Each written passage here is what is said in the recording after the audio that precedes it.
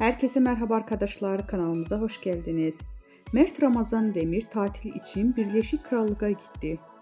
Yalı Çapkın dizisinin Ferit karakterini tanınan Mert Ramazan Demir, askerlik hizmetini tamamladıktan sonra Birleşik Krallık'ta tatile gitti. Demir tatilden yeni paylaşımlarını Instagram hayranlarıyla paylaştı. Ekranların en sevilen dizilerinden biri olan Yalı Çapkın dizisinde Ferit karakterini büyük bir hayran kitlesi kazanan Mert Ramazan Demir, geçtiğimiz aylarda vatan görevini yerine getirmek için Hatay İskenderun'a gitmişti. Askerlik hizmetini tamamlayan ünlü oyuncu, sosyal medya hesabından askerlik sürecine dair paylaştığı fotoğrafları hayranlarından büyük ilgi gelmişti.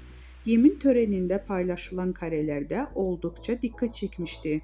Vatan görevini bitirdikten sonra tatile giden Birleşik Krallık'a gitmeye karar alan Demir, tatilden yeni fotoğraflarını Instagram hesabından paylaştı.